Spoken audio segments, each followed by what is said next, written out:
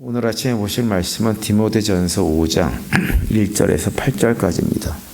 디모데전서 5장 1절에서 8절까지 저랑 한 절씩 교독을 하시겠습니다. 늙은이를 꾸짖지 말고 권하되 아버지에게 하듯하며 젊은이에게는 형제에게 하듯하고 늙은 여자에게는 어머니에게 하듯하며 젊은 여자에게는 온전히 깨끗함으로 자매에게 하듯하라. 천 과부인 과부를 존대하라. 만일 어떤 과부에게 자녀나 손자들이 있거든 그들로 먼저 부모에게 보답하기를 배우게 하라. 이것이 하나님 앞에 받으실 만한 것이니라. 참 과부로서 의로운 자는 하나님께 소망을 두어 주야로 항상 간구와 기도를 하거니와 향락을 좋아하는 자는 살았으나 죽었느니라. 내가 또한 이것을 명하여 그들로 책망받을 것이 없게 하라. 누구든지 자기 친척 특히 자기 가족을 돌보지 아니하며 믿음을 배반한 자여 불신자보다 더 악한 자니라. 아멘. 교회는 예수 그리스도를 우리가 죄의 자리, 사망의 자리에 있던 우리들을 구원해 주신 구주로, 예수님을 구주로 믿는 신앙 고백을 하는 공동체죠. 그 믿음으로 세상과 구별된 이제 거룩한 공동체인 것이 바로 교회입니다. 그런데 이제 우리가 보통 교회가 거룩한 공동체라고 얘기를 할 때 그 거룩한 공동체 또는 구별된 공동체라고 하는 의미는 그냥 우리들끼리 기독교라고 하는 종교 안에서, 종교의 틀 안에서 종교적으로 어떤 특별한 행동을 하는 공동체라고 하는 말은 결코 아닙니다. 종교적인 행위가 독특하고 특별한 사람들의 공동체가 아니라 그들의 삶의 모습이 특별하고 다른 사람들의 공동체가 바로 뭐냐? 교회 공동체입니다. 이 땅에 있는 모든 공동체들이 다 그러하듯이 사람들이 모인 자리에는 늘 그들 사이에 지켜야 될, 함께 공유해야 하는 어떤 삶의 태도, 삶의 가치관 같은 것들이 있게 마련입니다. 그런 의미에서 오늘 우리가 읽은 본문에 보면 사도 바울이 디모데에게 교회에서 사역을 감당하면서 성도들이 하나님 백성으로 서로가 서로에게 어떤 관계 속에서 삶을 살아가야 하는지에 대해서 말씀을 해주고 있는 것인데요. 오늘 우리가 읽은 본문은 단순히 목회자 디모데뿐만 아니라 우리가 거룩한 하나님 백성으로서 성도들이 따라야 될 모범이 무엇인지 그것을 우리에게 말씀을 해주고 있습니다. 먼저 오늘 본문 1절 앞부분만 보시면 어떻게 시작을 하고 있냐면 늙은이를 꾸짖지 말고 권하되 아버지에게 하듯하며 라고 말씀을 하고 있어요. 이번 주 중에 계속 말씀드렸지만 우리 기독교 윤리라고 하는 것은 기본적으로는 그 일반적인 측면에서 이제 세상에서 일반적으로 통용되고 있는 사회 윤리 이런 것과 크게 이렇게 다르지 않습니다. 반대되지 않습니다. 세상에서 연로한 사람들을 존중하고 하듯이 교회 안에서도 연세가 많으신 어르신들을 존중하고 존경해야 됩니다. 특별히 이제 오늘 본문은 그런 노인들에 대해서 어머니와 아버지처럼 부모처럼 대하라고 그렇게 말씀을 하고 있죠. 그래서 이제 이 많은 경우에 1절 말씀, 특별히 앞부분을 무엇에 대한 의미로 설명을 하냐 하면 가정에서 부모에게 대한 효도랑 관련해가지고 이 말씀을 설명한 경우가 굉장히 많이 있어요. 그런데 만약 오늘 본문 1절의 앞부분의 내용이 가정에서의 부모에게 효도하는 측면에 관한 말씀이라고 한다면 사실은 앞부분에 처음부터 부모를 꾸짖지 말라는 형태로 말씀이 시작되는 것이 맞습니다. 왜냐하면 성경에는 부모에 대한 것은 부모라고 직접적으로 언급을 하고 있으세요. 그리고 특별히 1절 뒤에 보면 아버지에게 대하라라고 하는 표현도 사실은 쓸 필요가 없는 표현이죠. 이 1절 말씀이 처음부터 부모를 향한 것이라고 한다면 구약에 나오는 10계명 가운데 그 5계명 출애굽기 20장 12절에 나온 그 말씀 보면 이렇게 되어 있죠. 내 부모를 공경하라. 그리하면 내 하나님 여호와가 내게 준 땅에서 내 생명이 길리라. 이렇게 말씀을 합니다.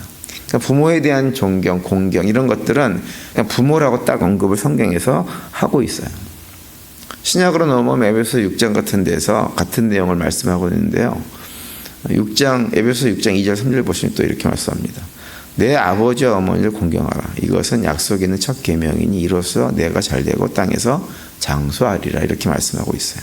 그러니까 부모에 대한 공경은 이렇게 직접적으로 말씀을 합니다. 그렇기 때문에 오늘 본문 1절에서 늙은이를 꾸짖지 말라라고 하는 말씀을 너무 지나치게 부모에 대한 효와 관계에서 이해하려고 하는 것은 조금 잘못된 이해입니다. 제가 앞서 이미 말씀을 드렸지만 이 디모데전서가 기록될 당시의 사회, 고대 사회는 계급 사회이고 신분 사회입니다. 그리고 특별히 이제 교회 공동체 안에는 그런 사회 구조 속에서 신분이 낮았던 사람들이 많이 교회 공동체로 들어왔어요. 물론 신분이 낮은 사람만 있었던 것이 아니고 신분이 높은 사람도 물론 있었습니다. 그래서 세상적인 상식으로 보면 교회 공동체 안에서 신분이 높은 사람이 신분이 낮은 사람, 나이가 많고 적고와 관계없이 그들을 함부로 대해도 아무런 상관이 없던 시절입니다. 그런데 사도 바울이 하고 있는 얘기는 뭐냐면 그런 신분 질서에 따라서 교회 공동체에서 젊은이들이 나이 많은 사람들을 함부로 대하고 또 젊은이들을 함부로 막 대하는 이런 일들이 교회 공동체에서 일어나서는 안 된다고 하는 거예요. 2절에 있는 말씀도 같은 의미입니다. 2절에 보시면 이렇게 되어 있죠. 늙은 여자에게는 어머니에게 하듯 하며 젊은 여자에게는 온전히 깨끗함으로 자매에게 하듯 하라. 이렇게 말씀하고 있는 거예요. 고대 사회는 여성들이 참 삶이 힘들었던 시대입니다. 아무리 당시 그럴듯한 문명 사회가 있었다고 해도 삶의 자리는 당시에는 약육강식의 정글과 같은 그런 세계였어요. 그래서 힘이 약한 여자들이 항상 삶이 힘들고 어려웠습니다. 그런데 오늘 본문에서 1절과 2절에서는 어떤 얘기를 하고 있냐면 교회 공동체 안에서는 그렇게 당시 사회적으로 힘이 없고 연약한 노인들이나 젊은 여자들, 여성들, 과부들 이런 사람들이 당시 어떤 사회적인 통념의 어떤 계급 신분 사회 아래에서 살아가면서 고통당하는 그런 일들이 교회 공동체 안에서 그대로 일어나서는 안 된다고 하는 거예요. 자기보다 계급이 낮다고 해서 신분이 낮다고 해서 함부로 대하고 젊다고 해서 함부로 대하고 이런 일들이 교회에서 있어서는 안 되고 서로가 서로에게 존중하고 공경하고 어르신들 같은 경우 나이가 많은 분들 같은 경우는 가정에서 어머니 아버지에게 대하듯 그러한 마음으로 대하는 것이 이 땅에 있는 교회 공동체의 모습이고 바로 그것이 무엇이냐? 거룩함이라고 하는 거예요. 거룩함.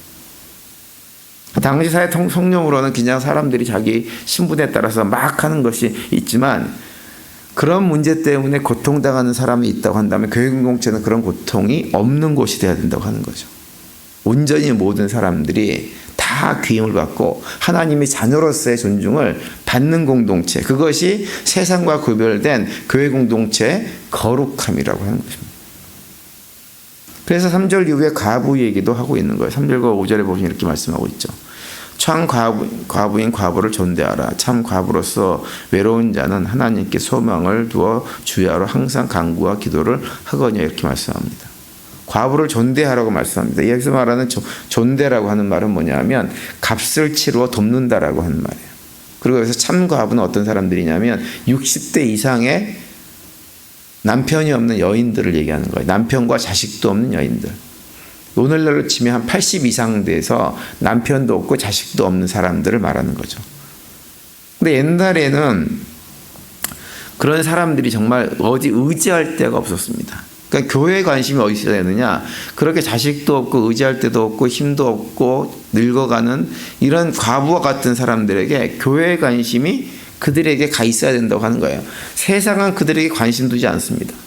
아무도 돌보지 않습니다. 그런데 교회 공동체는 그런 사람들을 돌봐야 된다고 하는 거예요. 그것이 교회 공동체가 가지는 거룩함이라고 하는 거죠. 그러면서 5절에 이제 특별히 그 참 과부들을 존경해야 될 이유에 대해서 말씀하기를 그들은 어떤 사람들이냐? 외로움을 하나님께 소망을 두고 기도와 간구로 나날을 보내는 사람들이니 그런 사람들을 우리가 함부로 해서는 안 되고, 그들이 외롭고 힘들고 어려운 삶의 처지를 교회 공동체가 외면하고 나몰라 해서는 안 된다고 하는 거예요. 그들을 오히려 그런 믿음과 소망을 가지고 살아가는 그 힘없는 여인들을 불쌍히 여길 뿐만 아니라 존경하고 존중해서 그들을 돌보는 일을 교회 공동체가 마땅히 해야 된다라고 말씀을 하고 있는 거죠. 오늘 본문에 나와 있는 이런 고대 사회의 어떤 상황처럼 오늘날에도 마찬가지로 많은 사람들이 어떤 자신의 어떤 경제적인 능력이나 어떤 사회적인 어떤 위치나 이런 것들로 인해 가지고 여전히 사람이 사람 취급받지 못하고 여러 가지 공부하고 힘든 어려운 상황 속에 있는 사람들이 우리 주변에 많이 있습니다. 어린 아이들로부터 시작해가지고 나이가 많이 든 어른에 이르기까지 그런 분들이 우리 주변에 많이 있는데, 이 땅의 교회 공동체가 관심을 가져야 될 것은 무엇이냐? 바로 그들에게 시선을 돌리고 그들의 삶을 돌아보는 것. 교회 공동체가 모든 걸 다 할 수는 없겠지만 할 수 있는 능력과 힘에 따라서 그런 역할을 감당하는 것. 그것이 무엇이냐면 오늘날에도 교회 공동체가 거룩한 공동체라고 하는 것의 증거가 될 수가 있습니다. 옛날에는 각 나라의 복지 프로그램 같은 것들이 없었어요. 우리가 뭐 미국에 살면서 소셜시큐리티도 받고 해서 은퇴하고 나서도 먹고 사는데 그 지장 없고 편안하게 살 수 있는 이런 모든 시스템이 되어 있는데요. 이런 것들이 옛날부터 있었던 것이 아닙니다. 그런데 이런 것들이 없던 것들이 왜 생겼느냐? 이게 모든 것들이 우리 기독교 문화 정신 속에서 만들어진 거예요. 그냥 만들어진 것이 아니에요. 세상 기독교 문화가 들어가 있지 않은 나라들은 지금도 그런 복지 프로그램이 존재하지 않습니다. 그래서 은퇴하고 나면 삶이 너무 힘듭니다. 한국 사회도 뭐 100년 정도 기독교 역사가 있다고 하지만 그건 너무 짧고, 그 짧은 역사로 인해 가지고 한국 사회는 여전히 기독교적인 정신을 가지고 살아가는 사람들보다 과거 유교 문화, 옛날 어떤 정신을 가지고 살아가는 사람들이 정말 많이 있죠. 그러다 보니까 한국 사회는 젊었을 때 열심히 큰 대기업에서 일을 했어도 60세에 은퇴를 하고 나면 그 이후부터는 삶이 정말로 빈곤으로 떨어지는 경우가 굉장히 많이 있습니다. 사회 구조 자체가 가난하고 힘없는 사람들, 이 직장이 없는 사람들을 돌보는 시스템 자체가 되어 있질 않아요. 근데 그런 와중에도 여전히 한국 교회가 하는 건 뭐냐면, 많은 기독교인들이 하는 건 뭐냐면 그런 사회적 약자들을 돌보기 위해서 굉장히 많이 힘을 씁니다.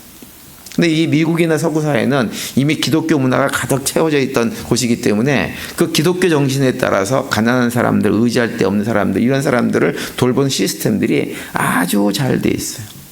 근데 이게 언제부터 이런 어떤 기독교 문화가 이렇게 만들어졌느냐? 이미 초대교회 때부터. 우리 디모데전서를 확인할 수 있는 건 사회적 약자들을 돌보고 신분이나 남자와 여자의 관계없이 성차별을 없애고 이런 노력들이 이미 초대교회 때부터 교회 공동체 안에 있었다고 하는 것을 오늘 본문이 우리에게 말씀을 해주고 있는 거예요. 근데 사실은 제가 예전에도 말씀드렸지만 세상이 교회가 그런 일을 한다고 하는 것을 전혀 알지를 못합니다. 다 자기들이 잘나가지고 이렇게 뭘 만들어 놓고 뭐가 잘 된 줄 아는데 사실은 그렇지가 않아요. 다 기독교 정신을 가졌던 지도자들에 의해서 만들어진 것이 지금의 미국과 서구 사회의 건강한 사회 시스템인 거예요. 마태복음 6장 3절에 보면 예수님께서 이렇게 말씀하시죠. 너는 구제할 때 오른손이 하는 것을 왼손이 모르게 하라, 이렇게 말씀합니다. 교회 공동체는 세상이 알아주든지 알아두든지 상관없이 상관하지 않고, 알아주지 않아도 인정해주지 않아도 이 땅에서 질병으로 고통당한 사람들을 위해서 병원 열심히 짓고, 부모 잃은 아이들을 위해서 고아원도 열심히 짓고, 남편 없이 어린 자식 키우는 여성들을 위해서 미혼모를 위한 센터도 만들고 그들을 지원하는 일도 하고, 이런 일들을 그냥 끊임없이 하는 거예요. 이것이 무엇이냐? 바로 교회 공동체의 거룩함이라고 하는 거죠. 거기에 관심을 가질 때 교회 공동체는 거룩한 공동체가 되어지고, 그걸 통해서 하나님의 이름을 영화롭게 하는, 또 하나님께서 기뻐하시는 복된 삶을 살아갈 수가 있게 되는 것입니다. 오늘 하루 지내시면서 우리 모두 우리의 시선이 주변의 연약한 자들에게 가고 그들에게 도움의 손길을 내밀 수 있는, 비록 오른손이 하는 거 왼손이 모르게 하는 그러한 모습이지만 그런 모습을 통해 가지고 그들을 돕는 손길로 삶을 살아갈 수 있게 되기를 간절히 바랍니다. 그래서 우리의 그런 수고와 노력을 통해 가지고 하나님이 우리 가운데 세우시고자 하는 아름다운 거룩한 믿음의 공동체를 세워나가는 일에도 귀하게 쓰임받는 우리 모두가 되시길 바랍니다. 오늘도 그런 고백 가운데 믿음으로 승리하시고 또 주님께 주시는 평강이 우리 삶에 넘치는 그런 복된 하루가 되시기를 간절히 축원드립니다.